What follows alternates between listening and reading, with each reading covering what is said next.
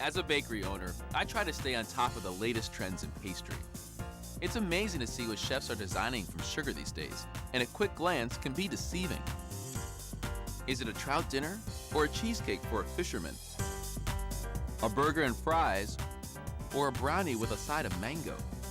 Today, we explore designer desserts, sugary lookalikes that trick the eye from trendy chocolate purses to blown sugar teapots. Looks good. I did it! Everyone's amazed with Dan's award-winning sugar creations, including his teapot sculpture, which looks so real, it blends right into this display. So one of these is sugar? Yeah, one of these is sugar. I want to see if you could pick out which one it is. I don't know. I mean, it's got to be looking like it's handmade. This looks handmade. You got it. Really?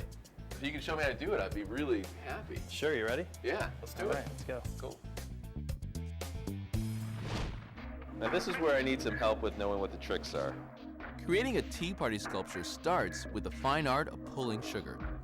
Just remember, this was 340 degrees, so it's going to be a little hot. So what we're doing is we're just pulling air into this.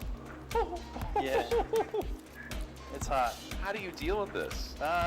Just after a while, you have no feeling in your hands. Oh, that's great. That's just what I want. It comes back. Well, as they say, no pain, no gain. So I learned to take the heat. And we're just going to make a little ball. This is going to be your teapot. All right, I'll snip it. And then what I'll do is I'll put a little indentation in it. Like a mushroom. To blow the sugar into a teapot shape, we attach the balls of sugar to little hand pumps. And we're just going to make a little tiny movement. So you want to form like a big mushroom. Okay, so I want to pull up and also push down. I was going for a teapot like Daniel's, but came up with a mini version. That's not bad. It's not bad at all. It's a single serving teapot. Yeah, a little shot of tea. It's nice. But the critical part is getting it off the tube without having the whole thing shattered. Quit messing with me. What you doing, man? I'm in control here. That's right. You got it. Right? Now for the teapot's base, we pour molten sugar into silicone molds. So what's next? We're going to pour the tops. All right. When I say tops, I mean 2 pieces. It's always nice when you see a teapot, you have a base, a top, and then like a little other feature which has the handle on it. I haven't thought this much about teapots in a long time. We pour more discs, then attach them on the bottom and to the top. Our sculptures are starting to come together, but they won't really look like teapots until we add the spouts. I don't have an angle. That's my problem. I need help. I need help. Can I melt this Sure. part there? All right, we're getting somewhere. All right. Looks good. I did it. You're not done yet. Yeah, not done yet. Few More more work pieces, to yep. go. We still need to shape and attach the handles. Dan goes for the conventional look, while I decide to be a little more avant-garde. Beautiful. Cool. Look at that. Wow. That's unique. It's really nice. Yeah. The final step is making the serving tray for the teapot. This is a little technique that I just like to do. It's just nice. It looks like a little ripple. A blast of air makes some waves. The rippled sugar doubles as a platter and looks like spilled tea. We plate them with pumpkin and almond petit fours. These are very cute. It really knocks somebody's socks off. I mean, just walking out with this, a little sugar presentation. All right. Hey guys, this will complement your tea. Beautiful. Thank you. Enjoy. With a sugar sculpture serving platter, a late afternoon break turns into an So elegant high basically, tea. you're cooling it down. I got a hole right there.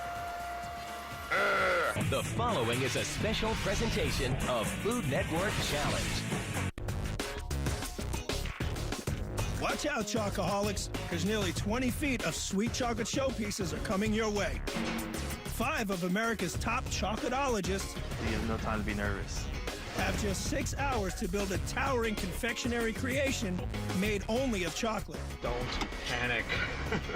There's no room for error as they battle against time and temperature. I mean, you snapped a chocolate bar in half. It might happen out here. And the final move could mean curtains for one cocoa contender. I'm incredibly stressed out right now. In just 6 hours, someone's going to take home this check for $10,000. Food Network's Chocolate Fantasy Challenge is coming right up.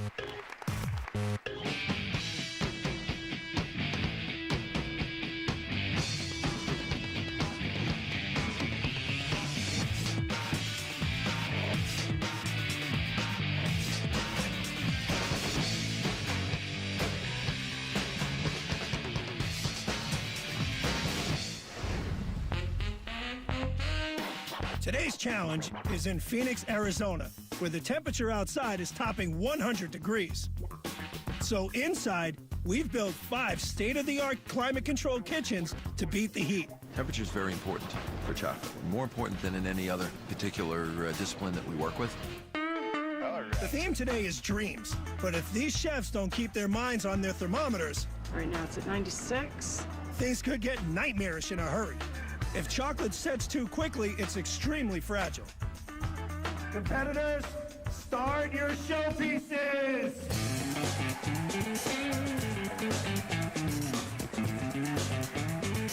Taking on today's challenge is a veritable league of chocolate superheroes, each with their own winning secret.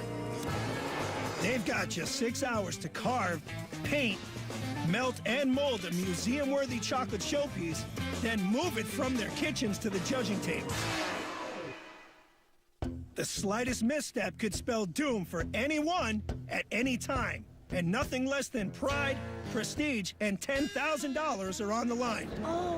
Each of today's chocolate champions understands the difficulties ahead, but none know as well as Captain Comeback, Tarek Hanna. What do you got? When he wasn't working as executive pastry chef at Motor City Casino in Detroit, Michigan, every spare moment has been spent at home practicing, and things couldn't have gone worse. There's been some breakage. Okay, there's been a lot of breakage. Yeah, gravity.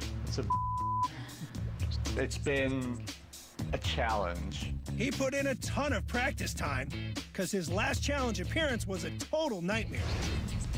My teammate backed out on me a few days before the competition, and pretty much everything that could have gone wrong did go wrong. Tarek's had it tough so far, but he believes his experience and preparation will take his dream showpiece, based on a poem where people become butterflies, to the top of the leaderboard.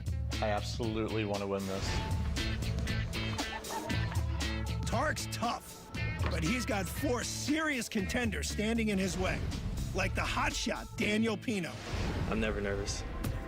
No time to be nervous. I'm confident. I'm confident that I can complete this and finish it and walk away from it and not sweep it up. It's a little early for smack talk, but then again, Daniel's always been ahead of the pack. He ran his first restaurant at the age of 21, and now, at just 28 years old, he's the executive pastry chef at Borgata in Atlantic City. He's never competed in a challenge before, and he's banking on talent to build his out-of-body experience themed showpiece. My success is by not following other people. I follow my own path. They have me beat right there. I mean, experience. But sometimes experience isn't everything. I believe we're 5 today, so there's four guys and me. The professor, Michelle Tampakis, is the only woman in this challenge, but as far as she's concerned, she's one of the guys. Doesn't bother me one bit. I can be just as vulgar, just as crass. But I get to wear makeup, see, and they don't, so. And you're gonna have to come closer so you can see what happens when you add the nuts. She's also the only pastry instructor competing today. So for Michelle, a lot hangs on a win for her Dreamcatcher showpiece. But Michelle, Daniel, and Tarek will have their hands full when it comes to our last 2 chocolate titans, the mad scientist Jody Klocko and Mr. Chocolate Vincent Pilon. I am the assistant executive pastry chef at the Rio Hotel in Las Vegas, Nevada. I'm more than anything a chocolate person. For Mr. Chocolate, chocolate isn't just his job. It's yellow cocoa butter. It's a part of him. I've been working with chocolate my whole life. I think I have chocolate in my veins, actually. He took second in last year's chocolate challenge, but thinks he should have won. I'm always there to win, not to finish second. To me, second is the first loser. In fact, there's only one chef Vincent fears could rival his American Dream showpiece, and that's the mad scientist, Jody Klocko. He's head chocolatier for world-famous Godiva, and his monster skill set grows every day he goes to work. It's a constant evolution to be in product development because you're always dreaming of what's next. Sky's the limit with chocolate. Jody Klocko, he's the mad scientist. He comes to a competition and he does things that people haven't done before. Challenge newcomer Daniel Pino has been quiet so far, quietly becoming a contender with his innovative chocolate demi-sphere clouds. Daniel Pino, first-time competitor, and even though we may not be seeing some of the flair over here that we're seeing at a lot of the other tables, that's pretty impressive. Oh, very impressive, because everybody's having their issues, right? It's hot as blazes under the light, but this is his first, big-time TV competition, so we'll see. It might be this hotshot's first big-time competition, but he's not afraid of a challenge. He started his career as a savory chef and shot straight to the top. I was in charge of a whole restaurant by the time I was 21 years old. I figured, what else am I going to do from here? Instead of moving, going to New York or trying it there, I turned my whole field around. I went into pastry.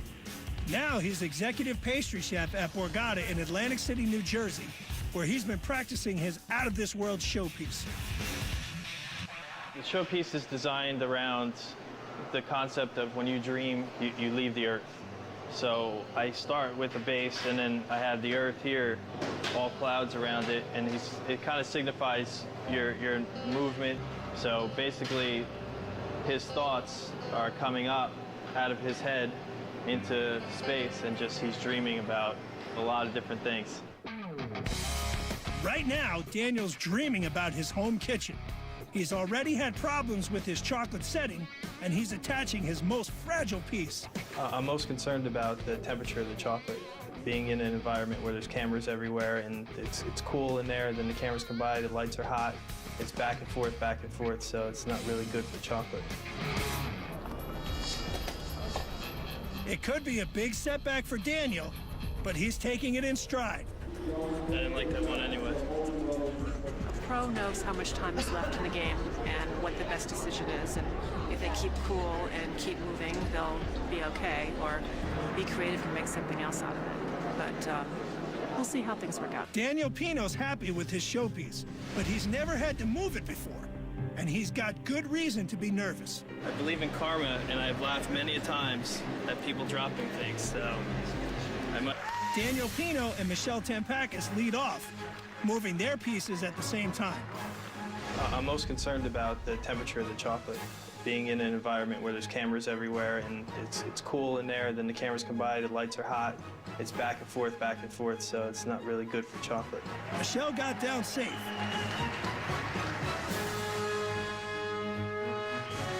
But Daniel lost a couple of his clouds at the end of the move.